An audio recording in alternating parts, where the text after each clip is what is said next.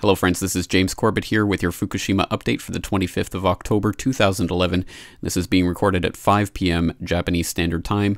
So let's get into today's updates from FukushimaUpdate.com, starting with this, the first new post for today.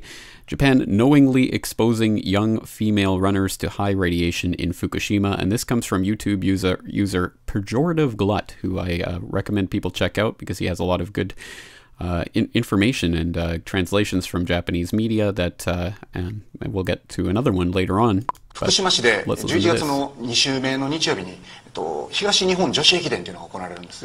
女子駅伝ですよ。まだ線量が高い場所です。で、そこで、下は中学生、13歳から高校生ぐらいの女の子がメインのランナーなんですよ。その子たちにまだ復興もしてないのに復興しましたっていうハッタリの看板を上げるために走らせるっていうのが、僕どうも納得いかない。どこが主催してんの？どこが主催してんの？ケーズ電機がメインスポンサーですから。ケーズ電機っていうところがメインスポンサー。であとやっぱり JR とか。主催はどこが？その主催？わかんないです。ごめんなさい。やっぱり県とか市とか関連じゃない？もちろんですよ。はい。So more worrying information about the way children are being treated in this disaster, and I think we'll see more of that in some of the news updates today. So let's get into the Fukushima update for day 229, and today's featured story comes from enenews.com, and it shows the cleanup that's going on in Kashiwa from that 57.5 or 57.7. I've seen both number microsieverts per hour readings that they found in a hotspot. This story is called Japan Official, No Need to Evacuate People in City of 400,000 near Tokyo, and the subhead is Anonymous Local Official. The numbers we found last week were way above what we could imagine. In the latest sign that radioactive material has spread far beyond the Fukushima Daiichi nuclear plants, officials said the contaminated area in Kashiwa, about 125 miles from the plant, likely resulted from cesium-laced rain that fell soon after the March 11th disaster, reports the Wall Street Journal. Regarding the 57.5 microsievert per hour finding in just outside Tokyo in Kashiwa, Hirotaka Oku, an official at Japan's science ministry, said, "It wouldn't be surprising if we find similar spots elsewhere." However, he says there is no need for people in Kashiwa to evacuate. An anonymous local radiation safety official says the numbers we found last week were way above what we could imagine based on what we had learned in the past. Kashiwa is 18 miles northeast of Tokyo and has a population of 400,000. So, more worrying news for the people in Kashiwa near Tokyo. But other headlines from enenews.com. Yamuri discusses yellowish residue found in Tokyo area, and that's talking about the pollen story, the Fukushima pollen. Radiation dose of 11 microsieverts per hour filmed near Tokyo. There's a video of that. Kyoto, 57.7 microsieverts per hour, was at a place where children always played. And if you look at the picture, you do see it is kind of... must be in some sort of residential type area, and there seems to be definitely people, and there's a sidewalk here, so it's clearly not just in the middle of nowhere, as I think we were originally being told. 7% in temporary housing units have developed blood clots in legs. That's a story we've been reporting on the last 2 days. A new Nilu and Zamg study, release of radioactive xenon from Fukushima more than double Chernobyl, and the largest release of radioactive xenon in history. Radiation expert, don't be surprised by 57.7 microsievert hotspot. Again, talking about what Hirotaka Oku was mentioning there in that Wall Street Journal story. Fire at Swedish nuke plant, reactor shut down for safety reasons. Headlines from FukushimaDiary.com, which again I suggest people take a look at. It's a Japanese person who's translating this information into English, so it's not always the best English, but these stories are very important.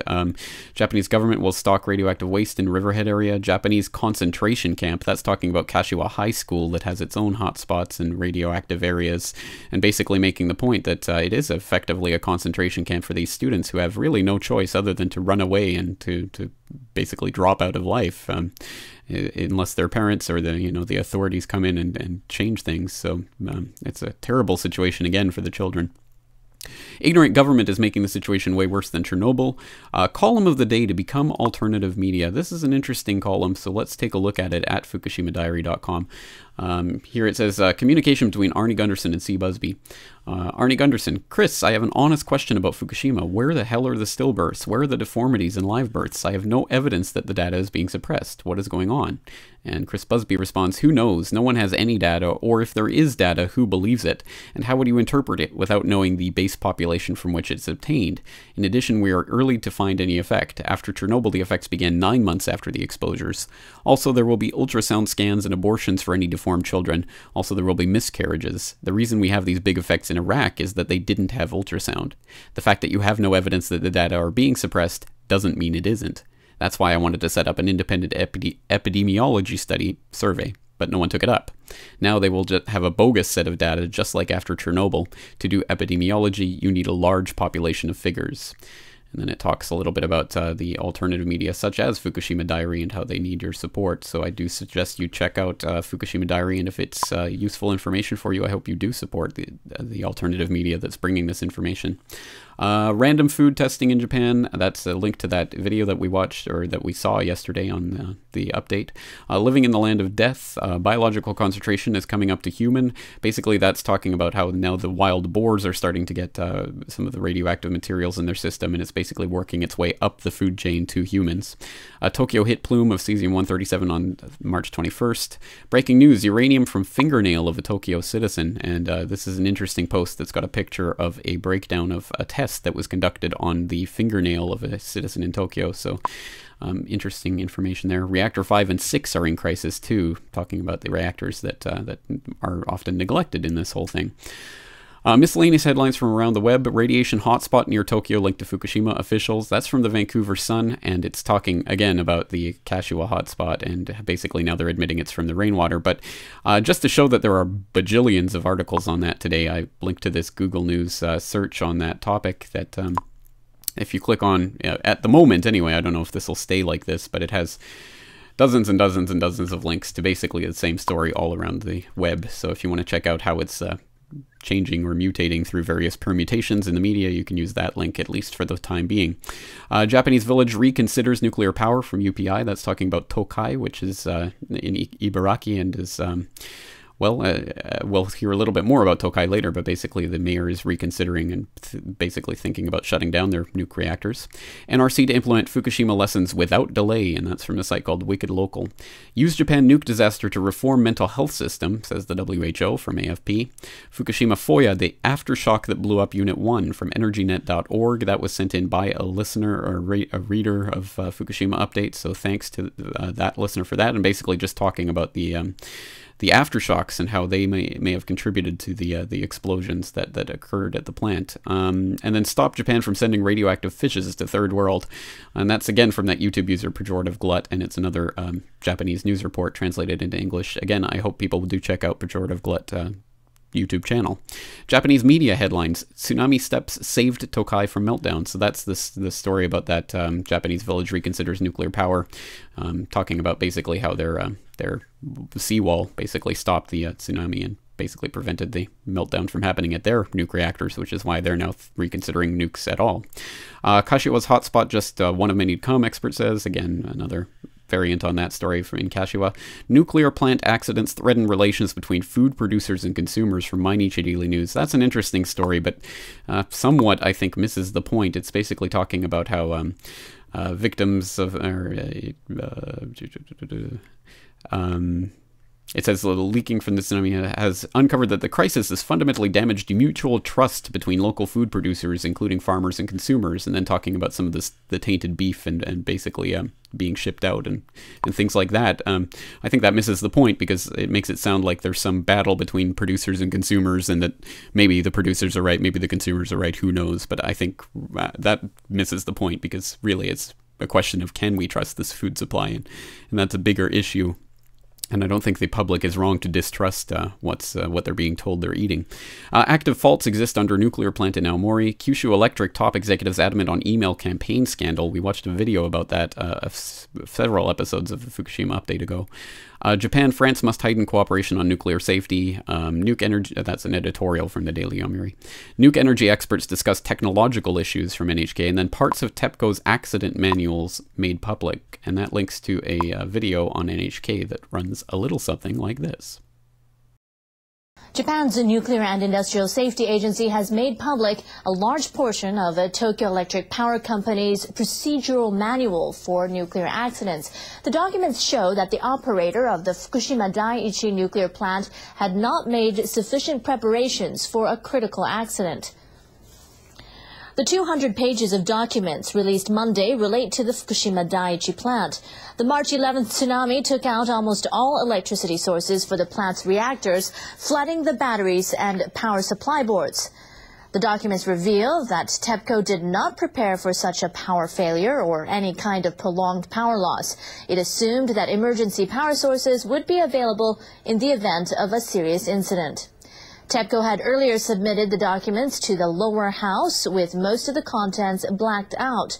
The company insisted the information had to be kept secret to protect its intellectual property rights. It also claimed that disclosure could open its facilities to terrorist attack. But the Nuclear Safety Agency ordered TEPCO to resubmit the manuals without the redactions. We decided to make the manual public because transparency is necessary to find the cause of the Fukushima nuclear accident.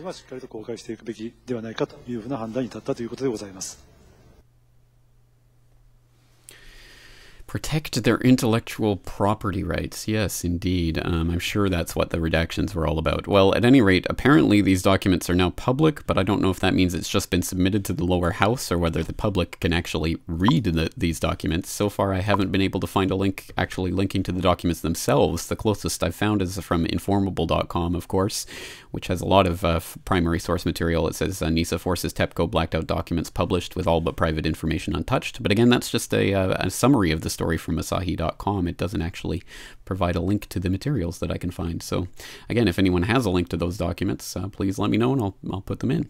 Last pictures transmitted from Quince Robot before losing transmission of Fukushima Daiichi. Japanese cars to be exported to Russia exceed 5 microsieverts per hour. In Minami-Soma, volunteer tackled decontamination of radioactive debris washing in from ocean. Kashiwa starts cleanup after the radiation. Dealers selling radioactive used cars in Japan. Mitsubishi nuclear plant info may have been hacked. Very interesting story. Some pictures and videos from some underwater things that were going on. Auxiliary cooling system and then heat removal system. Videos of Unit 6A, 6C, 5D, 5C. All of those links are there. And then NSA releases raw data from radiation monitoring efforts in Japan, and then still photo gallery from those videos linked earlier. So that's it for the updates from around the web for today. We also have this interesting editorial from the Japan Times, and it's in a section of the Japan Times where people write in as if they're writing to the Prime Minister of Japan. So it starts, "Dear Prime Minister Yoshihiko Noda, after the disasters of March 11th occurred, I was reminded of Akira Kurosawa's 1990 movie, Dreams. The film includes one episode, Mount Fuji in Red, that depicts explosions at a nuclear power plant near Mount Fuji that actually caused the mountain to erupt. Swarms of people evacuate. The next day, the only people left are the Kurosawa character, a mother and her children, and a businessman, presumably from the nuclear village. The episode ends with the Kurosawa character trying in vain to protect the mother and her children from the poison in the air." I thought this was an interesting editorial, if only because of the Kurosawa mention, and for people who haven't watched that movie, very, very interesting movie and very affecting scene. That was one of the standout scenes, I think, from the movie, where Mount Fuji and the nuclear accident, very interesting. So that's definitely, I think, part of the Japanese psyche, and I think that writer touches on that. So I hope people will go and read the entire thing at japantimes.com. Finally today, very bizarre, we have this from expertclick.com explaining the nuclear power plant in the backyard to children. And I'll play a little bit of the YouTube video. We're interrupting your regularly scheduled broadcast for breaking news. There's fissioning, I repeat fissioning, going on inside the Nuki, nuclear power plant's nuclear reactor. I'm Bertison Cooper and I've got the meltdown. At the scene is fissioning chain reaction expert Professor Chubby Rat, whose daring, adventurous discovery of fissioning inside a nuclear chain reaction demonstration was chronicled in his best-selling book, Nuclear Power: How a Nuclear Power Plant Really Works. Etc., etc. Yes, basically this is about a children's book that's just been released that's trying to explain nuclear power to children. And I'll just read from the write-up. In the words of renowned nuclear expert Dr. Theodore Rockwell, now kids can learn the basic facts about nuclear energy without first being scared witless. Nutcracker Publishing Company announced today it is getting ready to radiate brilliance with the release of a children's picture book that explains the inner workings of a nuclear power plant. So you can go and watch that if you want. And again, this is just a compilation of all the information I can find coming out about Fukushima, and I'm not trying to present one side or the other rather exclusively. I'm trying to show all of the information that's coming out, including the pro-nuclear information like that. So, and if you like and appreciate these updates, please use support.